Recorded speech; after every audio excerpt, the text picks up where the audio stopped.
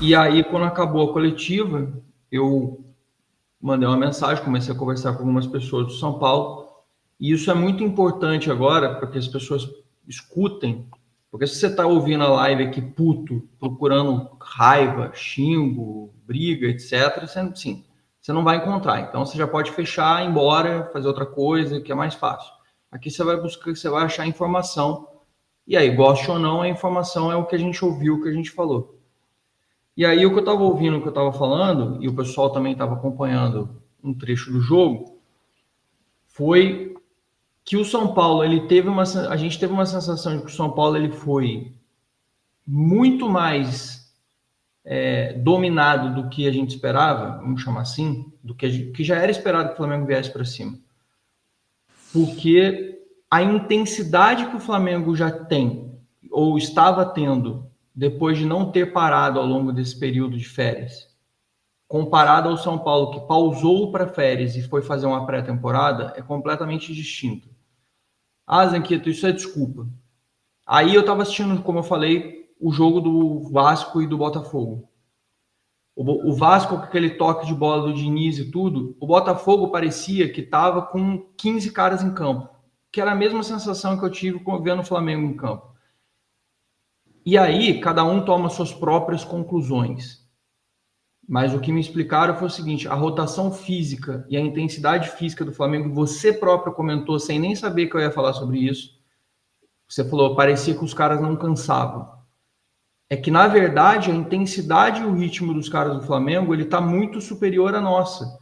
É a coisa do cara tá no meio de temporada e o cara tá no início de temporada. É a coisa do cara tá no melhor do auge físico dele e o outro tá começando a retomar o crescimento físico.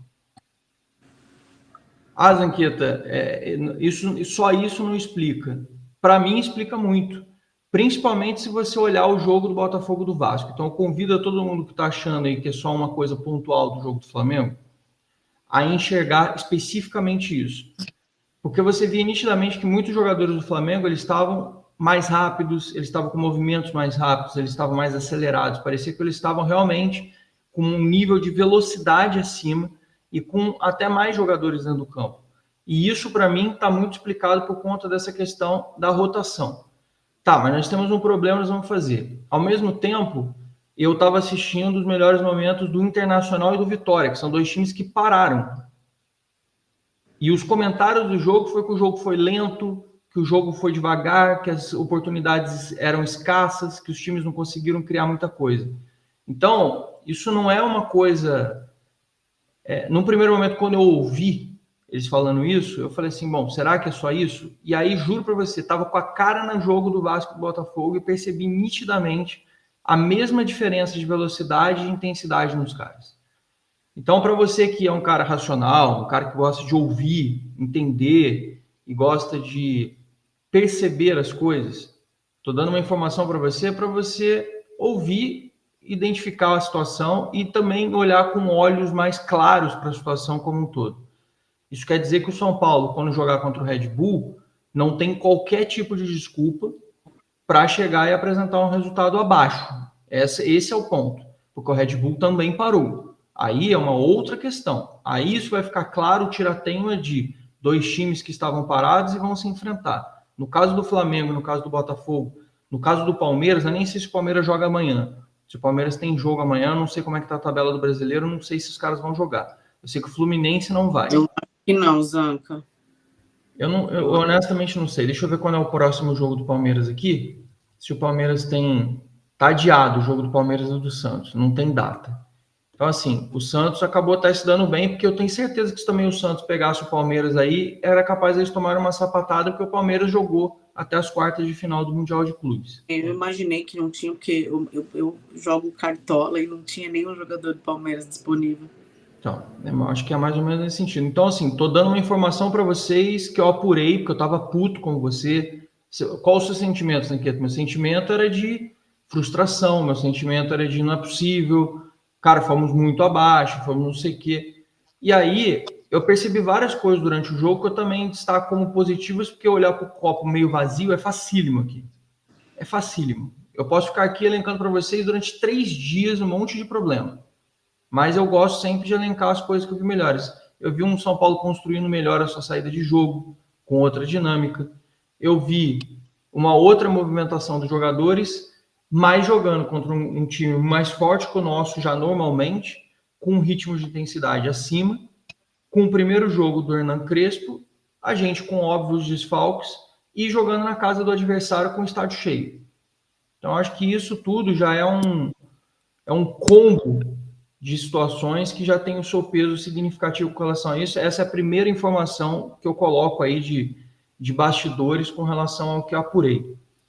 E aí, queria até ler um trecho agora para puxar esse gancho, para a gente não ficar indo e voltando,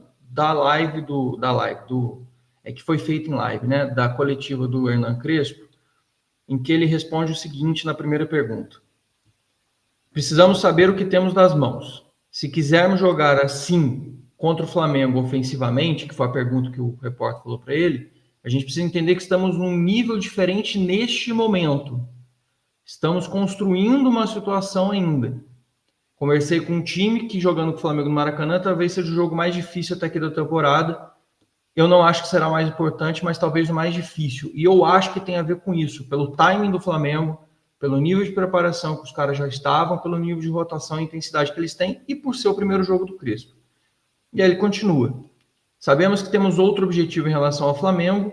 Essa é a realidade que temos hoje. Temos que lutar por um objetivo até dia 21 de dezembro, falando sobre o Campeonato Brasileiro. E se alguém achar que essa situação difícil não vai ter aceleração, nós vamos sair rapidamente. Aí ele já está respondendo sobre o resultado aparecer em breve. Eu espero, mas eu pretendo que o time continue trabalhando muito, trabalhando sério. E os resultados virão.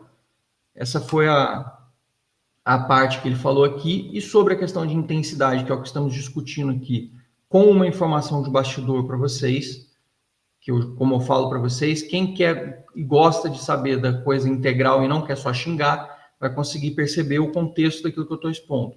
E ele falou, eu quero uma equipe mais intensa do que essa que a gente teve hoje. Eu quero uma equipe com mais qualidade, mais ofensividade do que jogamos contra o Flamengo.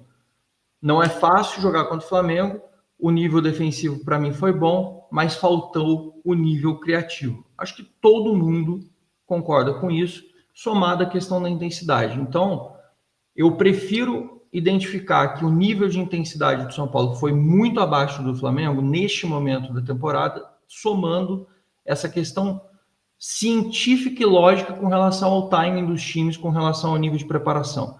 Muita gente elenca o grau de preparação física com mas o cara descansou, ele estava descansado porque ele não jogou. O jogador, ele estar descansado não resolve a vida do jogador. O jogador precisa estar em ritmo de jogo. O jogador precisa estar numa frequência. Mas se ele joga muito, ele reclama. Gente, a gente precisa falar de equilíbrio. A gente está falando do cara jogar continuamente uma vez por semana, e outra coisa é o cara jogar 3, 4 vezes. O cara jogar a cada 2 dias, 72 horas, com viagem norte-sul, indo para a Colômbia, indo para o Peru, indo para o Uruguai, indo para a Argentina, e viajando e jogando no Brasil o Campeonato Brasileiro, em Fortaleza, depois indo pegar o Inter, depois volta para São Paulo. É isso que a gente está falando.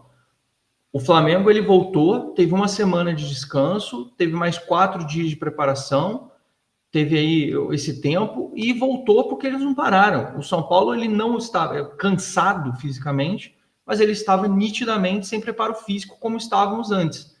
E isso, o preparador físico do Crespo chegou, ele está preparando os caras, mas é uma preparação física de reinício de época, não é uma preparação física de continuidade de época.